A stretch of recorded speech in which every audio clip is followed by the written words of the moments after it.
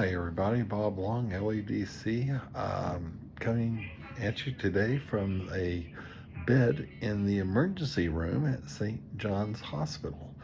And what I want to talk about today is how we think um, what we put in our body doesn't hurt us. Well, that's the topic for today. Something that was prescribed to me and in a very low dose, 2 milligrams, has put me here in the hospital because of side effects. And without getting into too much detail, let's just say I now have an indwelling catheter and a Foley bag for a few days. Yay. And I want to tell you exactly what happened in just a little bit. So I'd like to talk a little bit about addictive thinking. And what does that look like? Well, I think maybe some of you may be able to relate to this. If you read the aspirin bottle or the Tylenol bottle, it says take 2 every 4 to 6 hours as needed for pain. It doesn't say to take 8 or 10, but addictive thinking says this: if 2 will work, then 4 would work twice as fast, or it would work twice as better. And if 4 works really good, 8 would really just be about right. And I don't know where this comes from. I think maybe when we were kids, we were children. Well, of course we were children as kids, but we were taking children aspirin. And then as we became adults, we took adult aspirin. Got news for you.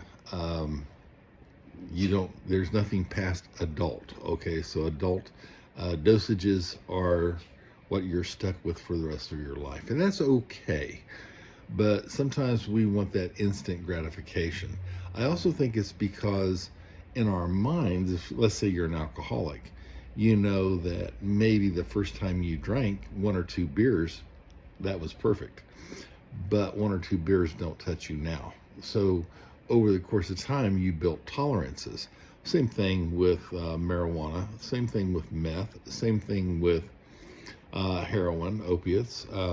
You build tolerances. So if 1 did the job, 2 does it better, 4 does it even better. We just double these things in our head. And we have to be very, very careful about that, because very small dosages can cause some really bad damage. Now we're getting closer to why Bob was in the hospital, okay? So sometimes I'm going to put some pictures up here in a second. So the first picture is of one of my you know what, I can't say it, HCTZ. It's a water pill that helps with my blood pressure. It's a very, very, very small little pill, but it works great, you know. So things don't have to be big in order to work great. Wait a second, did I say that? Okay, yeah. Okay, don't read into that. And next up is we have our own special language in the substance abuse field. We say LD50. LD stands for lethal dose 50 for 50% of the population that uses this much.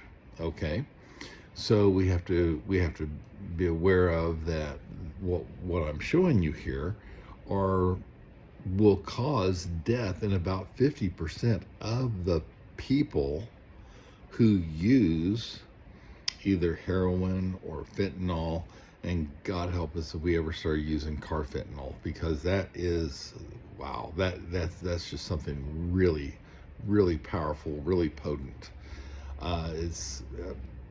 Do we have it here in Oklahoma? I've been told that we do at veterinarian offices. Trust me, those veterinarians are wearing gloves when they handle that, because it will absorb through the skin and it will kill you that way. So here is why Bob was in the hospital.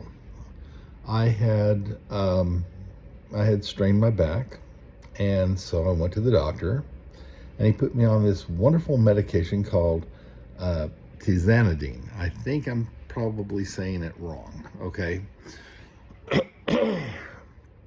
It's 2 milligrams, and it's very, very small, and I took it as prescribed, but because I'm not used to taking it, one of the side effects that they didn't bother to, I mean, they told me some of the side effects: dry mouth, you get sleepy, you might hallucinate. I didn't hallucinate, okay? I wish I would have, but it just didn't happen. But what they didn't tell me is in about 10% of the people, it causes urinary problems. And so I was in the hospital, and as I was in the hospital, they had to catheterize me because I was going to the bathroom every 10 to 15 minutes. I felt the need to go. It was incredibly painful to go. Maybe too much information. And so anyway, when they put the catheter in me, they put this big old Foley bag on me, and I had inside of me that I could not get out on my own 44 ounces of fluid, okay, of urine.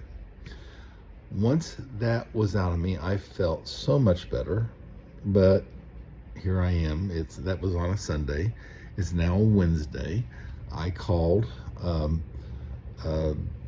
urologist. I'm waiting on them to call me back. I called them on Monday morning at 7:30 when they open, and they still haven't called me back. In the old days, doctors wanted money and they would call you back fast. I don't know why these people aren't.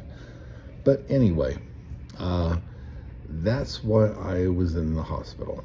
So anyway, take your medications as prescribed, and always do your due diligence and look up all side effects.